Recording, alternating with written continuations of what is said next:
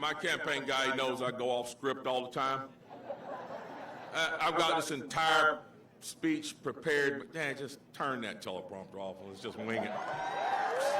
Just kidding. I don't want to just give him a heart attack. I'm just trying to give him a heart attack. But I do have to say this, folks.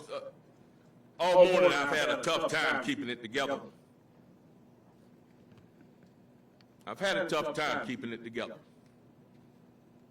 You know, I have my detractors, but I really don't care.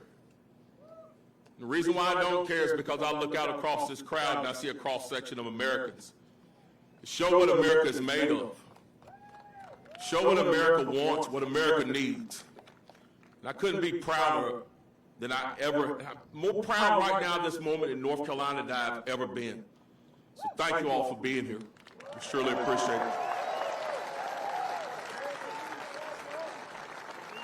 Thank you. I'm so honored and humbled to be here with you today on this historic occasion. As always, before I get started, though, I have to thank my Lord and Savior, Jesus Christ. Without him, I would not be here today.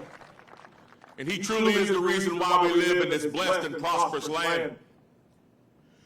I also want to thank someone else who, while not as much of a saint as Jesus, is pretty much close because she's put up with me for 33 years. I want to thank my wife. Stand up.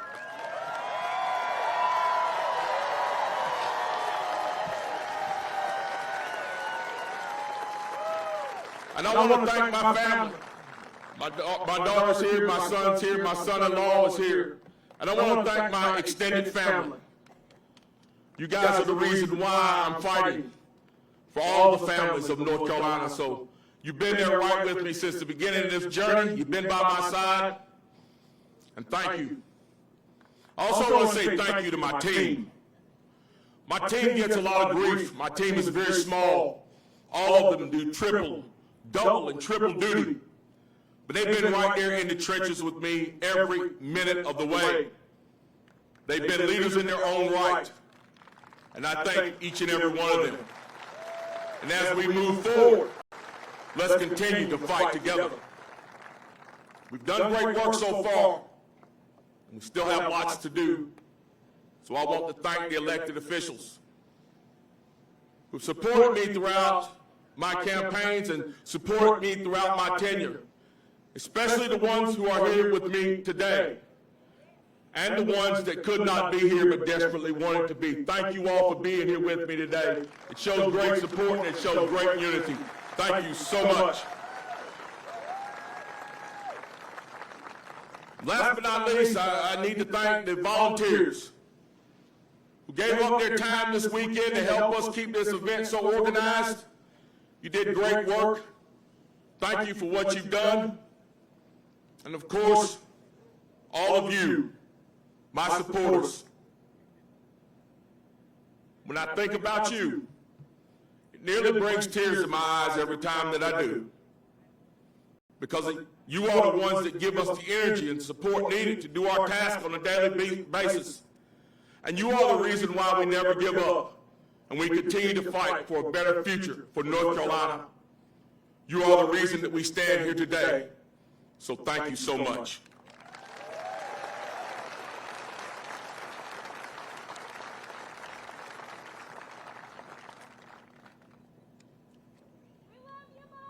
Love you too. So, today, we make it official. I am running for governor of North Carolina.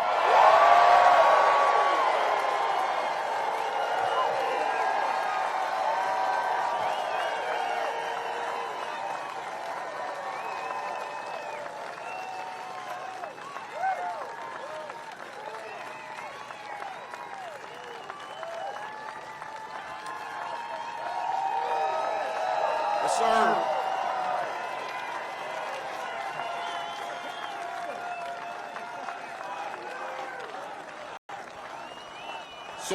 So why am I running? I'm running for governor because we, the people of North Carolina, need someone who understands us.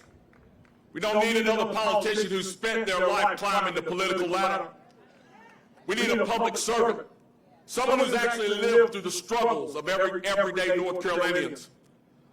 I know what it's like to grow up poor in a household mired by alcoholism, violence, and uncertainty. I know what it's like to lose a job from no fault of your own that you desperately needed. I know what it's like to face financial hardships, to lose your house, your car, to declare bankruptcy. I know what it's like to lay awake at night with that gnawing feeling that keeps you up, wondering how you're going to pay your bills. I know these things because I've lived through them. I grew up as the ninth of 10 children in Greensboro. We lived in a small house on Logan Street. We had very little. My father was an alcoholic who abused my mother. He died when I was in the 5th grade, and when he did, I was terrified. You see, my father had his problems, but he was still my father. He was the sole provider of our household because my mother did not work outside the home. So when he passed, I wasn't sure how we were going to make it. I remember being a child sitting on my bed thinking, where would I be in 5 years? Would I be in a shelter? Would I be in foster care? Would I be separated from my brothers and sisters? I couldn't answer those questions. It didn't take me long to find out. A few days after my father died, a friend of my mom's came by. She explained to my mom that now that she had a dead husband and 5 children at home, she could relax and kick up her feet, because now the government would step in and take care of everything. My mother told me this story. She said as soon as her friend left, she knew exactly what she was going to do, and she did it. My mother walked across the street to the local university and got a job as a custodian. She had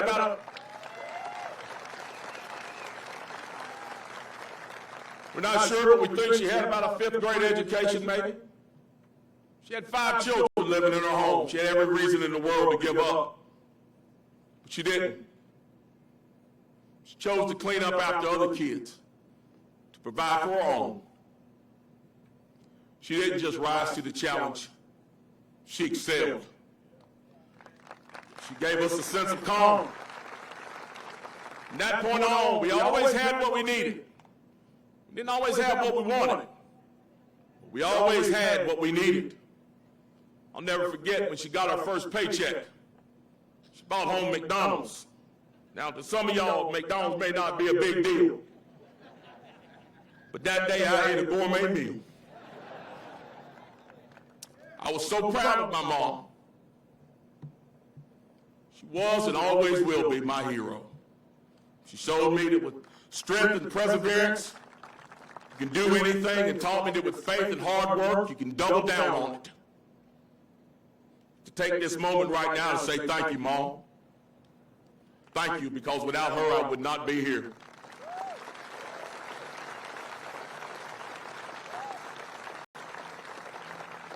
Those early years of hardship were just the beginning of my struggles. My wife and I have endured a lot. I lost not 1 but 2 jobs due to NAFTA. We lost a home, cars. We were forced into bankruptcy. I remember lying awake at night questioning how much of a man I was and, how I was going to pay my bills and a million other questions that floated through my mind, things that could have caused me to give up. But I never forgot what my mother taught me, and I never forgot how mightily she struggled. So my wife and I, we never gave up. Today, my wife of over 30 years and I have 2 incredible children and 2 amazing grandchildren. I stand before you now as the first black lieutenant governor of North Carolina, and that is a testament that anything in our state and nation is possible.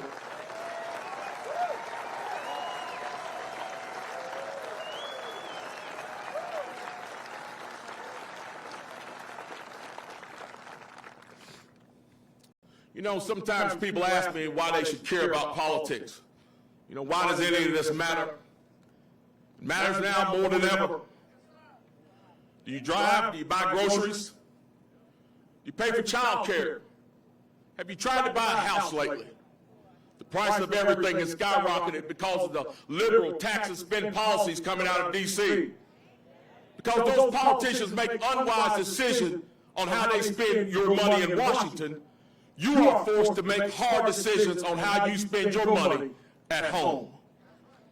This runaway spending by the liberal elite in Washington is creating devastating effects on the cost of living, and it's everyday North Carolinians that are paying the price. While we must continue to support people like Congressman Bishop and Senator Budd who are fighting against these terrible policies, here in the state we need and deserve to have a governor that will step up and lead the charge against irresponsible liberal policies that would hurt our economies and our state.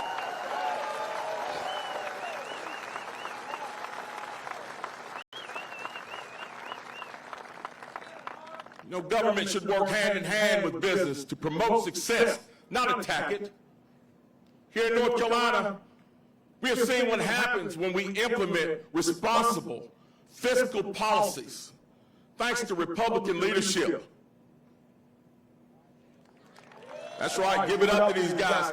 Thanks to Republican leadership in North Carolina, we went from being billions in debt to the federal government to being named the best state in the country to do business. That does not happen overnight. It happens because of hard work. Thank you guys for your hard work. We appreciate you. We must continue to be a state that encourages businesses to relocate here. But we need to ensure we are not just providing economic incentives to large corporations. We must continue lowering taxes for everyone. Not just for the benefit of those on Wall Street, but for the benefit of those on your street. So that hard-working North Carolinians have more money in their pockets as the prices of goods and services continue to rise under this terrible administration. We have an opportunity in the state to build an economy that works for everyone, regardless of where you live or what background you come from. From Murphy to Manuel, we need to invest in the talented people in our communities. If we want people to be able to find success wherever they are. But it's hard to do that when you don't have the tools you need in order to make it happen. Whether you live in an urban area or a rural area in the state, I have no doubt that you've experienced challenges with our infrastructure. Whether it's sitting in standstill traffic, going across a bridge that needs repair, or dealing with problems related to beaches and waterways, or the lack of high-speed internet. These problems that everyone deals with on a daily basis without addressing them, our state will fall behind the people, and the people of this state will struggle.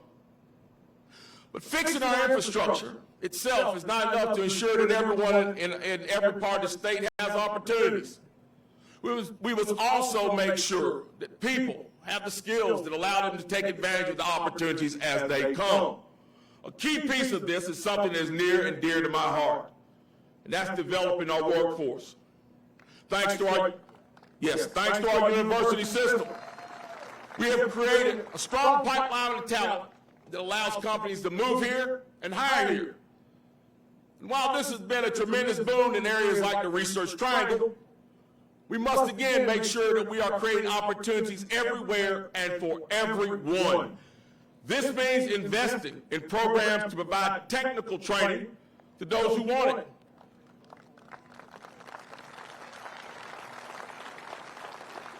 Professional welders, mechanics, plumbers, electricians, and so many more are aging out of the workforce, leaving a void that has to be filled and is crucial to build our economy. We must present these opportunities to our students, and not just present the opportunities. We must give them a segue to move into those jobs. Our community college system provides that. They provide fast-track careers that oftentimes lead to little to no debt, where you graduate and move into long-term, well-paying careers. We have got to undo the narrative that the only way to success is through a four-year university degree. We must open up the myriad of ways for success that our students have in front of them. And that includes opening up our community college systems and our apprenticeship programs. One of the things we've been most proud of since being in office is we secured $12 million for those apprenticeship programs in North Carolina. It's a great start, but we can do so much more. We must prepare our students as the future goes, as their future goes, so goes the future of our state. The fact of the matter is, it starts with our education system, and all of you know it. More specifically, fixing it.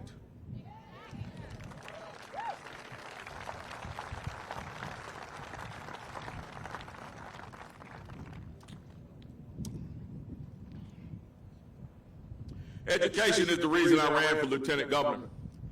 There are many issues in our education system that we need to talk about fixing, but before I do, let me say this first and foremost. I want to make this abundantly clear. With very few exceptions, teachers are doing incredible work in this state. Our students are doing incredible work in this state. Parents are doing incredible work in this state. The vast majority of our parents, teachers, and students have nothing to do with the failing of our education system. That failing can be placed directly on the bloated bureaucratic system that is ineffective and does not serve the parents, teachers, and students, but instead serves itself. That has got to stop.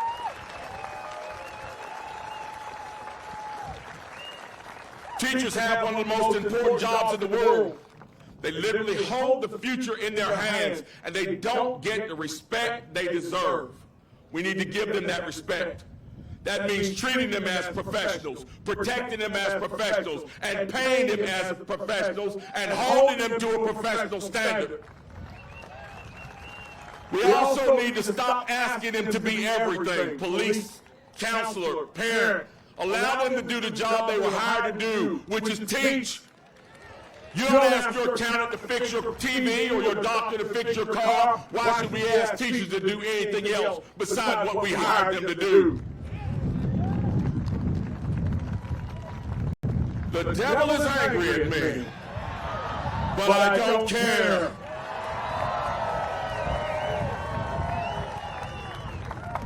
They should be able to do their jobs without distraction and without fear. What fear do you have? Fear of violence. No doubt you have seen the videos of teachers being assaulted, verbally, physically, circulating on social media. What you might not know is that oftentimes those folks are right back in the classroom the next day. It's not happening in far places like Chicago and California. It's happening right here in North Carolina. During last year, we saw far too many assaults right here in North Carolina on our teachers. It has got to stop. It's unacceptable. We must keep our teachers and our students safe.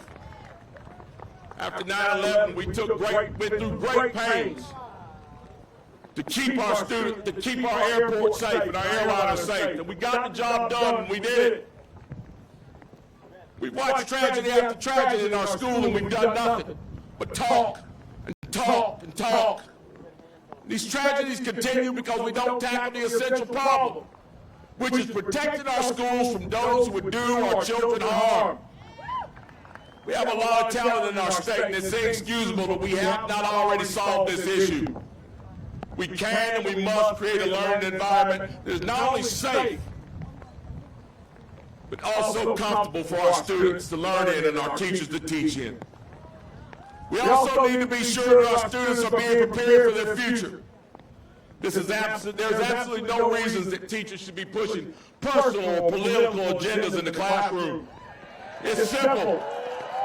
Parents should teach children about right and wrong and complicated issues. A teacher should be teaching academics. We need to teach our students how to think, not what to think. And that starts with the basics of reading, writing, and mathematics, so that they have a proper foundation before moving into more advanced subjects. Having a strong economy and education system are extremely important for building a state we can be proud of. but that's not the only issues we must address.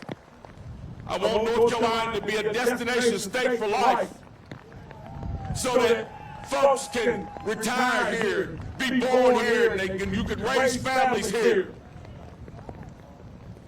I made it clear about how my faith plays a role in how I feel about abortion, and you all know how I feel about abortion. But I want to make my position clear. We need to do things to ensure that North Carolina is known as a destination state for life. We need common sense legislation to prevent abortions after a heartbeat is detected. But the mission doesn't end there. We need to make sure that young mothers and young couples who are facing the hardest decision of their life know that they have resources available to help them through those trying times. We need to address the child care issue, the foster care system, and our adoption system. We need to address these issues so we build a culture of life in North Carolina, where people feel secure in raising their families and are alleviated from many of the fears that drive them to the abortion clinics in the first place. A key component of creating this culture of life is changing the culture around public safety. Families want to feel safe in their homes. This can't happen when law enforcement officers are demonized, vilified, and mocked. This is not only harmful, but it's deadly. It encourages criminals to be brazen in their actions. And it causes good men and women not to want to join the ranks of law enforcement. Law enforcement agencies across the state are struggling to fill their ranks and hold on to those that they already have employed. Why is this happening? It's happening because far too many elected officials refuse to stand with law enforcement. They would rather kowtow and run from the media than stand in front of those cameras and declare that we are here to stand up for the men and women in blue who protect us day in and day out, who are willing to go off into the nighttime to fight the drug dealers and the gangbangers and those who would do us harm. And we're here to stand up against those false narratives. And we won't bow down to them. And we won't relent because we know the truth. And the truth is this: without our police, we have no civil society. And we must stand arm in arm with those men and women and ensure that it happens because they're essential to the element of public safety. And finally, if we're going to be a destination state for life, we need to make North Carolina the gold standard for veterans care in this nation. And that means more than just paying them lip service. We need to make sure the same way we spared no expense in sending them off to war, that we spare no expense when they come home and need our help. You know, these issues are just some of the men that we need to address. And part of a larger vision that I have for the state.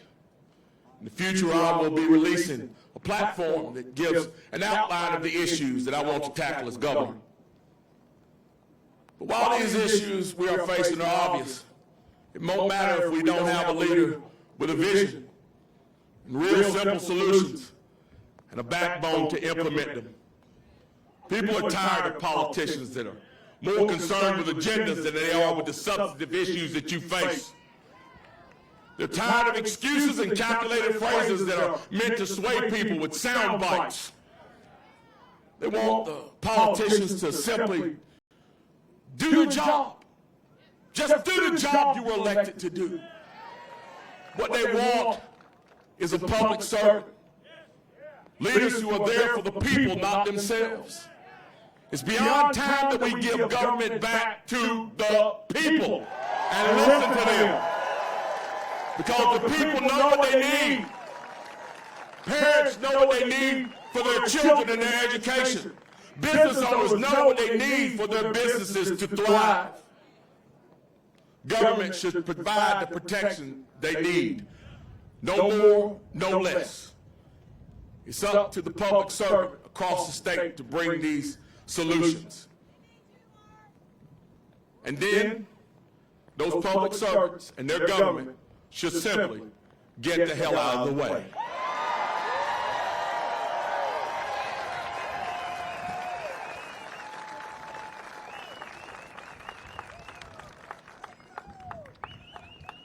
You know, I know the people of this state, and I care about them. I care about you and your families. I've been to every county in North Carolina. I've talked to CEOs. I've talked to first responders.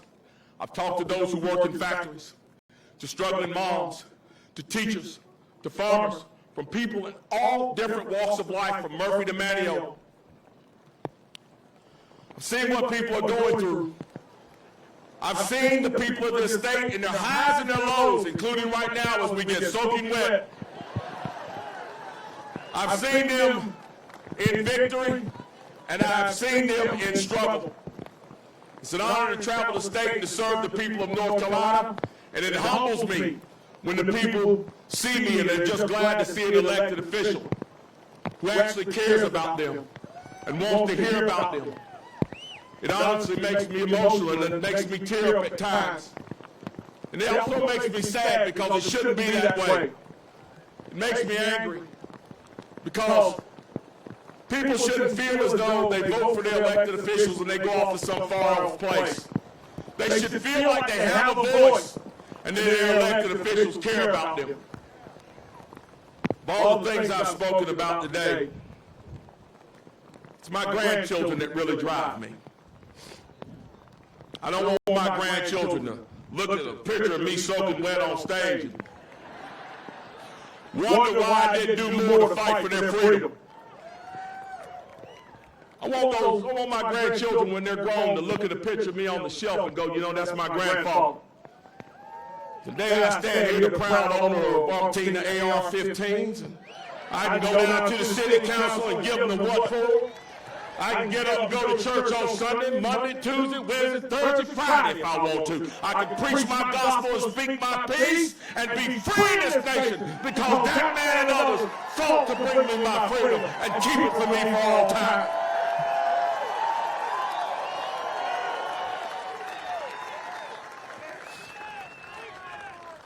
And that's why I'm running for governor. The people of North Carolina deserve a leader that understands their situation and cares about their problems and will fight to address them. Over the coming months, I want the people of North Carolina to get to know me, to know my story, know the vision that I have for this great state. But I can't do it alone. I can't do it without you. People all across the state, all across the political spectrum. Because here's the reality. The issues that I've talked about here today, they're not Democrat issues, Republican issues, liberal issues. They're not down-the-aisle issues. They're issues that affect us all, every one of us as North Carolinians and Americans. Ensuring that we have a strong economy and education system shouldn't be controversial. Ensuring that our communities are safe shouldn't be controversial. That we take care of our veterans, that shouldn't be controversial. And that we live in a state where people who want to raise a family shouldn't be afraid of anything. That's not a Republican and Democrat issue or something that we should fight over. Make no mistake, despite what you've heard here today, the media and the radical left will still try to destroy me. The road ahead of us is not just a challenge, but one of historic proportions. I terrify those on the left.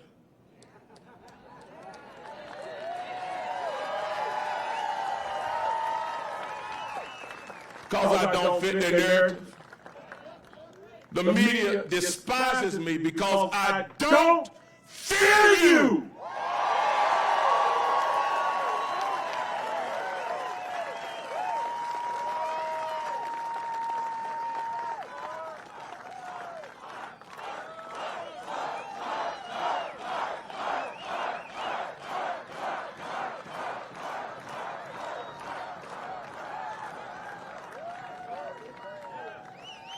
And the establishment is scared of me because I can't be controlled. And I won't be tamed.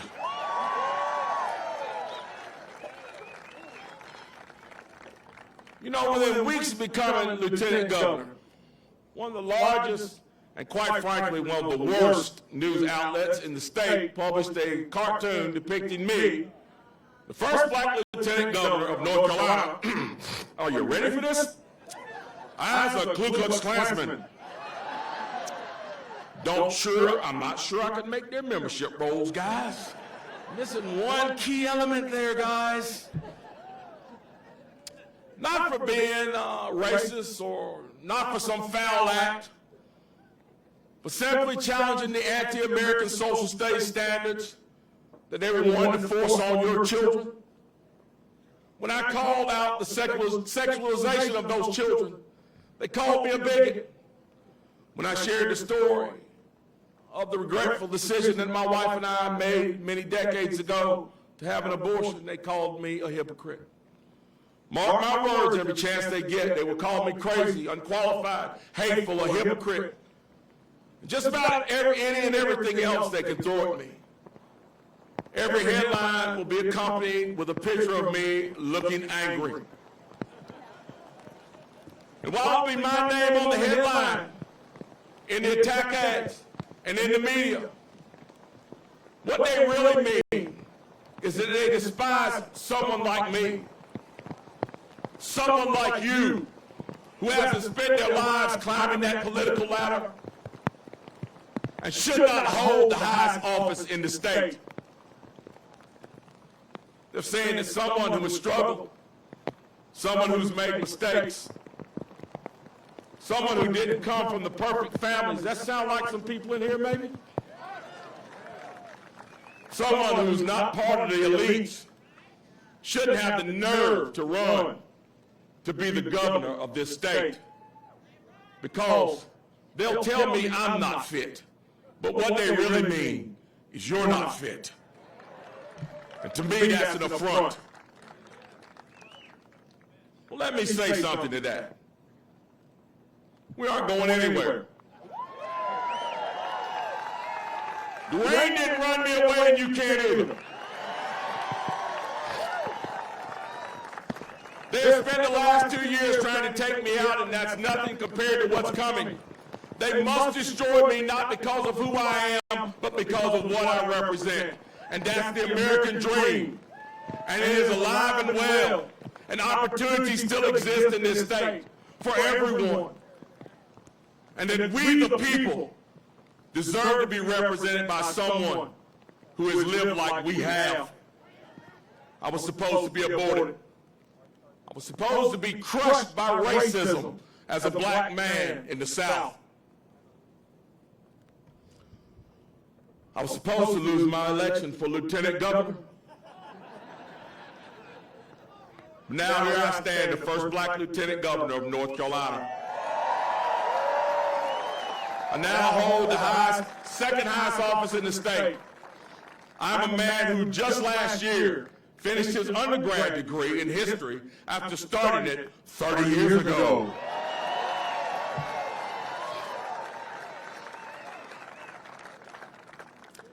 And now I have the chance to be the first black governor of North Carolina.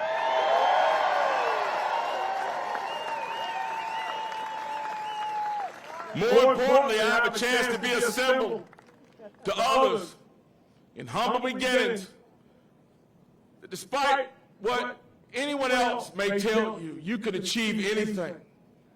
Your goals, you can succeed, you can overcome, and you can attain the American dream. Guys, this is our time. This is our place. This is our state. Let's do this! God bless you all, and God bless the great state of North Carolina. Thank you.